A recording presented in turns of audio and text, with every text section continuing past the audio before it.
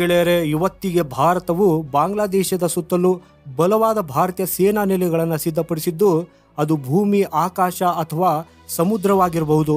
ಪ್ರತಿ ಬದಿಯಲ್ಲಿ ಭಾರತವು ತನ್ನ ಬಲವಾದ ಹಿಡಿತವನ್ನು ಹೊಂದಿದೆ. ಬಹುಶಃ ಭಾರತಕ್ಕೆ ಬಹಳ ವರ್ಷಗಳ ಹಿಂದೆಯೇ ಬಾಂಗ್ಲಾದೇಶದ ಪರಿಸ್ಥಿತಿಯು ಒಂದು ದಿನ ಕೆಟ್ಟದಾಗಿರ್ತದೆ ಅನ್ನೋದರ ಬಗ್ಗೆ ಗೊತ್ತಾಗಿರಬಹುದು. ಹಾಗೂ ಚೀನಾ ಮತ್ತು ಪಾಕಿಸ್ತಾನ ಒಟ್ಟಾಗಿ ಈ ಅವಕಾಶವನ್ನು ಭಾರತದ ವಿರುದ್ಧ ಬಳಸಿಕೊಳ್ಳಬಹುದು. ಆದರೆ ಗೆಳೆಯರೆ, ಭಾರತವು ಕೂಡ ಯಾವುದೇ ಕಚ್ಚಾ ಆಟವನ್ನು ಆಡ್ತಾ ಇಲ್ಲ. ಭಾರತವು ಇವತ್ತಿಗೆ ಬಾಂಗ್ಲಾದೇಶವನ್ನು ಎಲ್ಲ ಕಡೆಯಿಂದ ಸುತ್ತುವರೆದಿದ್ದು, ಒಂದು ವೇಳೆ ಅದು ಸಣ್ಣದೊಂದು ತಪ್ಪನ್ನು ಮಾಡಿದರೂ ಕೂಡ ಅದರ ಪರಿಣಾಮವು ತುಂಬ ಕೆಟ್ಟದಾಗಿರ್ತದೆ. ಫೈನಲಿ ಭಾರತವು ಬಾಂಗ್ಲಾದೇಶವನ್ನು ಎಲ್ಲಿ, ಯಾವಾಗ ಮತ್ತು ಹೇಗೆ ಸುತ್ತುವರೆದಿದೆ ಅನ್ನೋದರ ಬಗ್ಗೆ ಇವತ್ತಿನ ಈ ವಿಡಿಯೋದಲ್ಲಿ ತಿಳಿದುಕೊಳ್ಳೋಣ. ಹಾಗೂ ಇದನ್ನು ನಂಬಿ ಗೆಳೆಯರೆ, ಭಾರತದ ಈ ನಡೆಯನ್ನು ಕಂಡು ಸ್ವತಃ ಕುತಂತ್ರಿ ಚೀನಾ ಕೂಡ ಹೆದರಿದೆ. ಆದರೆ ವಿಡಿಯೋದಲ್ಲಿ ಮುಂದುವರಿಯುವ ಮೊದಲು ಭಾರತೀಯ ಸೇನೆಯ ಈ ದೂರದೃಷ್ಟಿಗೆ ದಯವಿಟ್ಟು ಈ ವಿಡಿಯೋಗೆ ಲೈಕ್ ಮಾಡೋದ್ರ ಜೊತೆಗೆ ಕಾಮೆಂಟ್ ಬಾಕ್ಸಲ್ಲಿ ಜೈ ಹಿಂದ್ ಅಂತ ಬರೆಯೋದನ್ನು ಮರೆಯದಿರಿ. ಗೆಳೆಯರೆ, ಭಾರತ ಮತ್ತು ಬಾಂಗ್ಲಾದೇಶದ ನಡುವೆ ಸುಮಾರು 4156 ಕಿಲೋಮೀಟರ್ ಉದ್ದದ ಭೂಗಡಿ ಇದೆ. ಆದರೆ ಇದನ್ನು ಹೊರತು ಬಾಂಗ್ಲಾದೇಶದ ಯಾವುದೇ ಸಣ್ಣ ಕ್ರಮದ ಪರಿಣಾಮಗಳು ತುಂಬ ಕೆಟ್ಟದಾಗಿರಬಹುದು.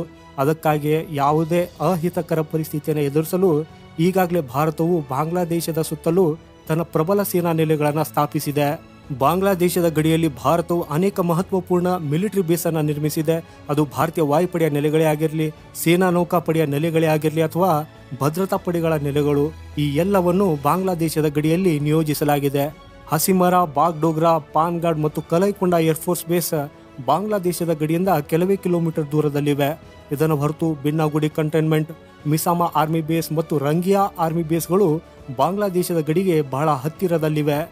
ನೌಕಾಪಡೆಯ INS Netaji Subhash, INS Pardeep, INS Andaman Nicobar ಮತ್ತು INS ಕಟ್ಟವಾಮನ್ಗಳನ್ನು ಸಹ ಬಾಂಗ್ಲಾದೇಶದ ಗಡಿಯಲ್ಲಿ ನಿಗಾ ಇಡಲು ನಿಯೋಜಿಸಲಾಗಿದೆ. ಭಾರತವು ಈ ತಯಾರಿಯನ್ನು ಯಾಕೆ ಮಾಡಿದೆ ಅಂದರೆ, ಬಾಂಗ್ಲಾದೇಶದ ಗಡಿಯಲ್ಲಿ ಯಾವುದೇ ಅಹಿತಕರ ಘಟನೆಯನ್ನು ಎದುರಿಸಲು ಸಂಪೂರ್ಣವಾಗಿ ತಯಾರಿರುವುದಕ್ಕಾಗಿಯೇ ಈ ಸಿದ್ಧತೆಯನ್ನು ಮಾಡಿದೆ. ಈ ಸೇನಾ ನೆಲೆಗಳ ನಿಯೋಜನೆ ನಂತರ ಈಗ ಭಾರತೀಯ ಸೇನೆಯು ಎಲ್ಲ ರೀತಿಯ ಸವಾಲನ್ನು ಎದುರಿಸಲು ಸಂಪೂರ್ಣವಾಗಿ ಸಿದ್ಧವಾಗಿದೆ.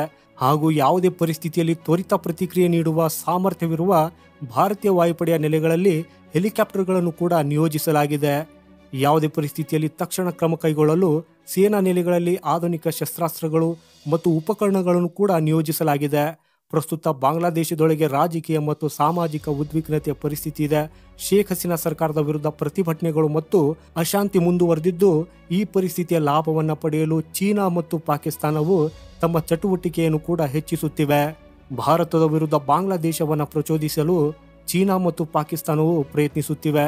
ಅದಕ್ಕಾಗಿ ಬಾಂಗ್ಲಾದೇಶದ ಗಡಿಯಲ್ಲಿ ಕಟ್ಟುನಿಟ್ಟಾದ ನಿಗಾ ಇರಿಸಲು ಭಾರತವು BSF ಮತ್ತು ಇತರ ಭದ್ರತಾ ಪಡೆಗಳನ್ನು ನಿಯೋಜಿಸಿದೆ. ಇದಲ್ಲದೆ ಭಾರತೀಯ ವಾಯುಪಡೆ ಮತ್ತು ನೌಕಾಪಡೆಯ ವಿಮಾನಗಳು ಮತ್ತು ಹಡಗುಗಳು ಕೂಡ ಬಾಂಗ್ಲಾದೇಶದ ಚಟುವಟಿಕೆಗಳ ಮೇಲೆ ತೀವ್ರ ನಿಗಾ ಇರಿಸಿವೆ. ಬಾಂಗ್ಲಾದೇಶದ ಗಡಿಯಲ್ಲಿ ಬಲವಾದ ಸೇನಾ ನೆಲೆಗಳನ್ನು ಸ್ಥಾಪಿಸುವ ಮೂಲಕ ಭಾರತವು ಯಾವುದೇ ಅಹಿತಕರ ಪರಿಸ್ಥಿತಿಯನ್ನು ಎದುರಿಸಲು ಸಂಪೂರ್ಣವಾಗಿ ಸನ್ನದ್ಧವಾಗಿದೆ ಎಂದು ಖಚಿತಪಡಿಸಿಕೊಂಡಿದೆ. ಭಾರತೀಯ ವಾಯುಪಡೆ, ಸೇನಾ ನೆಲೆಗಳು ಮತ್ತು ನೌಕಾ ನೆಲೆಗಳು ಎಲ್ಲವನ್ನು ಬಾಂಗ್ಲಾದೇಶದ ಗಡಿಯಲ್ಲಿ ಈಗ ನಿಯೋಜಿಸಲಾಗಿದೆ. ಹಸಿಮಾರಾ ಏರ್ಫೋರ್ಸ್ ಬೇಸ್ ಪಶ್ಚಿಮ ಬಂಗಾಳದಲ್ಲಿದ್ದು, ಬಾಂಗ್ಲಾದೇಶದ ಗಡಿಯಿಂದ ಕೇವಲ 20 ಕಿಲೋಮೀಟರ್ ದೂರವಿದೆ. ಬಾಗ್ಡೋಗ್ರಾ ಏರ್ಫೋರ್ಸ್ ಬೇಸ್ ಬಾಂಗ್ಲಾದೇಶದ ಗಡಿಯಿಂದ ಕೇವಲ 30 ಕಿಲೋಮೀಟರ್ ದೂರದಲ್ಲಿದೆ. ಪಾನ್ಗಢ್ ಏರ್ಫೋರ್ಸ್ ಬೇಸ್ ಬಾಂಗ್ಲಾದೇಶದ ಗಡಿಯಿಂದ ಕೇವಲ 50 ಕಿಲೋಮೀಟರ್ ದೂರದಲ್ಲಿದೆ. ಕಲೈಕೊಂಡ ಏರ್ಫೋರ್ಸ್ ಬೇಸು ಬಾಂಗ್ಲಾದೇಶದ ಗಡಿಯಿಂದ ಕೇವಲ 60 ಕಿಲೋಮೀಟರ್ ದೂರದಲ್ಲಿದೆ. ಸೇನೆಯ ಬಿನ್ನಾಗುಡಿ ಕಂಟೈನ್ಮೆಂಟ್ ಕೂಡ ಬಾಂಗ್ಲಾದೇಶದಿಂದ ಕೇವಲ 10 ಕಿಲೋಮೀಟರ್ ದೂರದಲ್ಲಿದೆ. ಮಿಸಾಮರಿ ಆರ್ಮಿ ಬೇಸ್ ಅಸ್ಸಾಂನಲ್ಲಿದ್ದು, ಬಾಂಗ್ಲಾದೇಶದಿಂದ ಕೇವಲ 20 ಕಿಲೋಮೀಟರ್ ದೂರದಲ್ಲಿದೆ. ನೌಕಾಪಡೆಯ INS ನೇತಾಜಿ ಸುಭಾಷ್ ಕೋಲ್ಕತ್ತಾದಲ್ಲಿದ್ದು, ಬಾಂಗ್ಲಾದೇಶದಿಂದ ಕೇವಲ 200 ಕಿಲೋಮೀಟರ್ ದೂರದಲ್ಲಿದೆ. ಮತ್ತು INS ಪರ್ದೀಪ್ ಒರಿಸ್ಸಾದಲ್ಲಿದ್ದು, ಬಾಂಗ್ಲಾದೇಶದ ಗಡಿಯಿಂದ ಕೇವಲ 400 ಕಿಲೋಮೀಟರ್ ದೂರದಲ್ಲಿದೆ. INS ಅಂಡಮಾನ್ ನಿಕೋಬಾರ್ ಬಾಂಗ್ಲಾದೇಶದಿಂದ ಕೇವಲ 1200 ಕಿಲೋಮೀಟರ್ ದೂರದಲ್ಲಿದೆ. ಹಾಗೂ INS ಕಟ್ಟವಾಮನ್ ತಮಿಳುನಾಡಿನಲ್ಲಿ ನೆಲೆಗೊಂಡಿದ್ದು, ಬಾಂಗ್ಲಾದೇಶದಿಂದ ಸುಮಾರು 1700 ಕಿಲೋಮೀಟರ್ ದೂರದಲ್ಲಿದೆ. ಭಾರತ ಸರ್ಕಾರವು ಈಗ BSFಗೆ ರೆಡ್ ಅಲರ್ಟ್ ಅನ್ನು ನೀಡಿದ್ದು, ಬಾಂಗ್ಲಾದೇಶದ ಗಡಿಯಲ್ಲಿ ವಿವಿಧ ರಾಜ್ಯಗಳ ವಿವಿಧ ಪಡೆಗಳನ್ನು ನಿಯೋಜಿಸಲಾಗಿದೆ. ಯಾಕಂದರೆ ಬಾಂಗ್ಲಾದೇಶದ ಕಡೆಯಿಂದ ಯಾವುದೇ ರೀತಿಯ ಚಟುವಟಿಕೆಗಳಿಗೆ ತಕ್ಷಣವೇ ಸ್ಪಂದಿಸುವುದನ್ನು ಖಚಿತಪಡಿಸಿಕೊಳ್ಳುವುದು ಇದರ ಮುಖ್ಯ ಉದ್ದೇಶವಾಗಿದೆ. ಈ ತಯಾರಿಯು ಯಾವುದೇ ಪರಿಸ್ಥಿತಿಯನ್ನು ಎದುರಿಸಲು ಭಾರತವು ಸಂಪೂರ್ಣವಾಗಿ ಸಿದ್ಧವಾಗಿದೆ ಅನ್ನೋದನ್ನು ಸ್ಪಷ್ಟಪಡಿಸಿದೆ. ಭಾರತೀಯ ಸೇನೆ, ಭಾರತೀಯ ವಾಯುಪಡೆ ಮತ್ತು ನೌಕಾಪಡೆಯ ಸೇನಾ ನೆಲೆಗಳ ನಿಯೋಜನೆಯು ಬಾಂಗ್ಲಾದೇಶದ ಯಾವುದೇ ಕ್ರಮಕ್ಕೆ ತಕ್ಷಣವೇ ಪ್ರತಿಕ್ರಿಯಿಸುತ್ತದೆ ಅನ್ನೋದನ್ನು ಖಚಿತಪಡಿಸಿದೆ. ಭಾರತದ ಈ ಸಿದ್ಧತೆಗಳಿಂದಾಗಿ ಈಗ ಬಾಂಗ್ಲಾದೇಶದ ಯಾವುದೇ ಚಟುವಟಿಕೆಗೆ ತಕ್ಕ ಉತ್ತರವನ್ನು ಕೊಡಲಾಗುವುದು.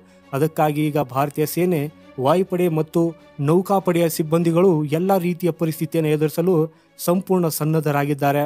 ಭಾರತದ ಈ ಸಿದ್ಧತೆಗಳು ಬಾಂಗ್ಲಾದೇಶದ ಯಾವುದೇ ಕ್ರಮಕ್ಕೆ ತಕ್ಷಣವೇ ಪ್ರತ್ಯುತ್ತರವನ್ನು ನೀಡುವುದು ಖಚಿತಪಡಿಸಿದೆ. ಹಾಗೂ ಭಾರತದ ಸೇನಾ ನೆಲೆಗಳ ನಿಯೋಜನೆಯು ಯಾವುದೇ ಪರಿಸ್ಥಿತಿಯನ್ನು ಎದುರಿಸಲು ಸಂಪೂರ್ಣವಾಗಿ ಸಿದ್ಧವಾಗಿದೆ ಅನ್ನೋದನ್ನು ಸ್ಪಷ್ಟಪಡಿಸಿದೆ.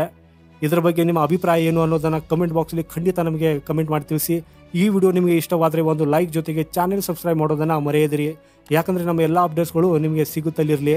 ವಂದೇ ಮಾತರಂ. ಭಾರತ್ ಮಾತಾ ಕಿ ಜೈ.